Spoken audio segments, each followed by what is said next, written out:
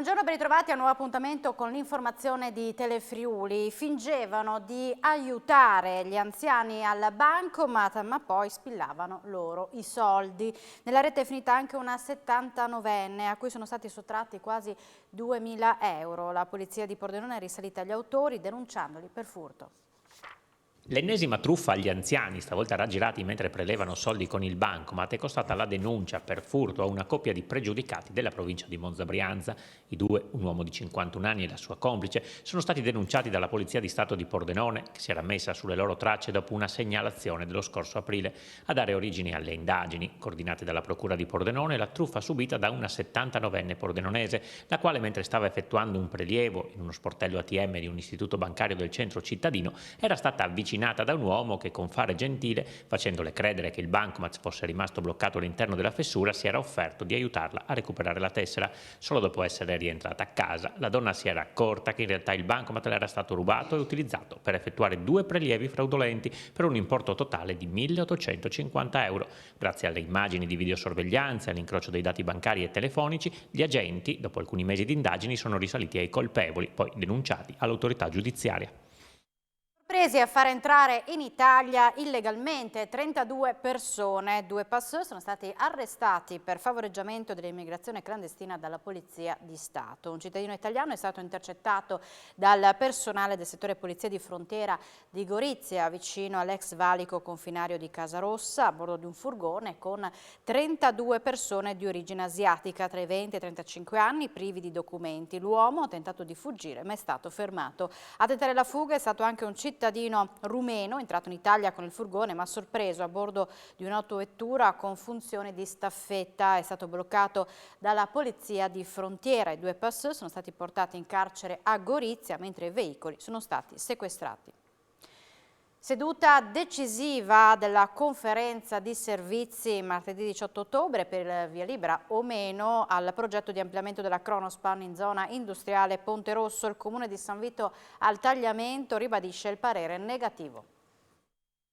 Sul calendario il prossimo 18 ottobre sarà un giorno cruciale per il progetto di ampliamento dello stabilimento Kronospan con insediamento nella zona di Ponte Rosso a San Vito al Tagliamento della controllata Silva, che si occuperà della gestione del legno da riciclo che dovrebbe alimentare la linea di produzione dei pannelli MDF della multinazionale austriaca. In quella data si terrà l'ultima riunione della conferenza dei servizi che decreterà il via libera o meno all'insediamento.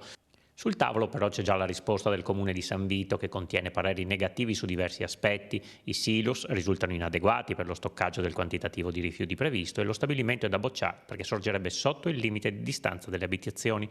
Criticità sono poi segnalate dal comune anche per le emissioni di PM10.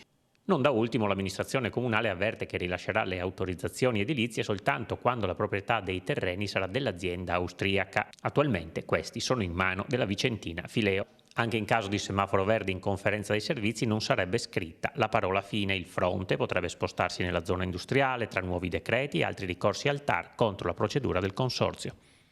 Se siamo riusciti a superare il periodo più drammatico della pandemia è stato grazie alla scienza e alla ricerca che hanno messo a disposizione della comunità tutti i vaccini anti-Covid. Lo sforzo di ricercatori, scienziati e professionisti della salute è stato encomiabile e continua a essere. A loro va tutta la nostra gratitudine, l'apprezzamento per il sacrificio e il forte senso di responsabilità che segnano profondamente il loro impegno. Così il governatore della regione Friuli Venezia Giulia, Massimiliano Fedriga, il vicegovernatore assessore con delega alla salute Riccardo Riccardi, questa mattina sono intervenuti a Trieste al centro congressi Molo IV, dove si è aperto il 12° appuntamento sul tema Incontri in cardiologia, dedicato alle novità sullo scompenso cardiaco e sulle cardiomiopatie, promosso dalle strutture cardiologiche triestine. Si tratta di una 2 giorni che si conclude domani, cui prendono parte oltre 500 tra medici e specializzanti di varie scuole e regioni d'Italia.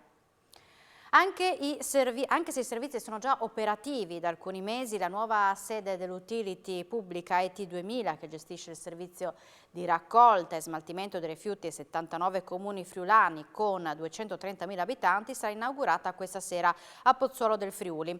La società, presieduta da Luciano Aita, ha scelto di recuperare una struttura commerciale lungo la strada regionale operando una riqualificazione energetica. Sarà realizzato anche un impianto fotovoltaico. A ET2000, nato come consorzio nel 1998, attualmente controllato da 68 enti locali e serve 79 comuni con oltre 230.000 abitanti. Nel 2007 è stata la prima ad adottare il modello di raccolta porta a porta, che l'ha portata oggi a superare il 75% di materiale differenziato. Una scelta positiva per l'ambiente che ha portato anche ad un contenimento delle tariffe. Con 103 euro di costo pro capite annuo risultano le più basse in regione, dove la media è di 146 euro, media italiana 186 euro. Il bilancio 2021, recentemente approvato dall'Assemblea, è stato di 34,7 milioni di euro, con un utile di 359.000. Il piano industriale prevede nuovi investimenti per 5 milioni di euro sull'impianto di selezione di Riva d'Arcano.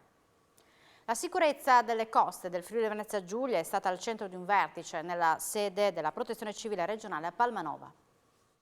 Hanno preso avvio questa mattina nella sede della Protezione Civile del Friuli Venezia Giulia a Palmanova le attività su scala comunale per la definizione del piano regionale di emergenza per affrontare scenari di inquinamento marino e costiero da idrocarburi e altre sostanze nocive.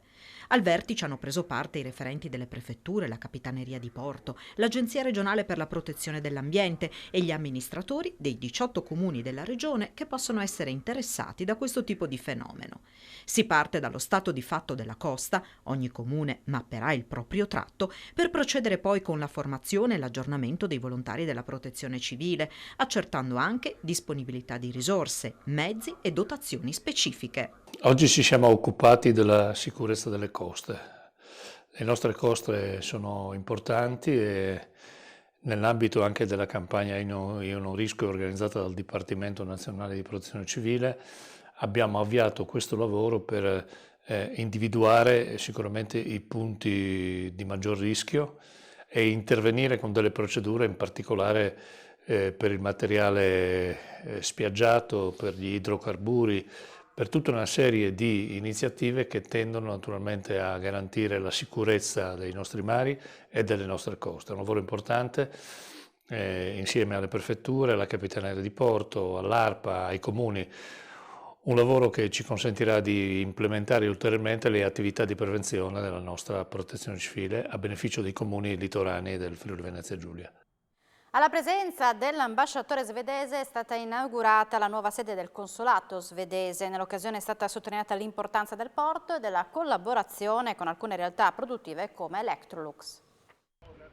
Ha aperto ufficialmente oggi la nuova sede del consolato di Svezia del Friuli Venezia Giulia, ospitato in un palazzo della Summer Shipping in via San Nicolò a Trieste. Si tratta di un passaggio importante visti gli interessi sul porto, ma non solo. Sì, la cosa più importante per le aziende svedesi è ovviamente usare il porto, perché il porto arriva la merce che va in Asia e quindi per noi è importante, anche se ci sono presenze di aziende svedesi sul territorio, però il porto che è il focus. The Middle East, and that is of course important for all of us. Tra gli interessi svedesi in Friuli Venezia Giulia, oltre ad Electrolux, c'è anche la Wärtsilä, che fa capo alla famiglia Wallenberg, anche se risulta essere una società registrata in Finlandia e dunque l'ambasciata ufficialmente non può intervenire. We have a big presence here in this region with our... Siccome è un'azienda finlandese, loro devono rispondere per sé. Ci sono aziende che aumentano la loro produzione, aziende che diminuiscono la produzione, però i finlandesi devono parlare per sé. It's a Finnish company, so they have to answer for themselves. Pordenone legge, il Festival del Libro con gli autori, piace soprattutto ai giovani grazie ai suoi canali social. La fascia d'età che ha seguito la kermesse da più vicino è stata quella compresa tra i 18 e i 40 anni.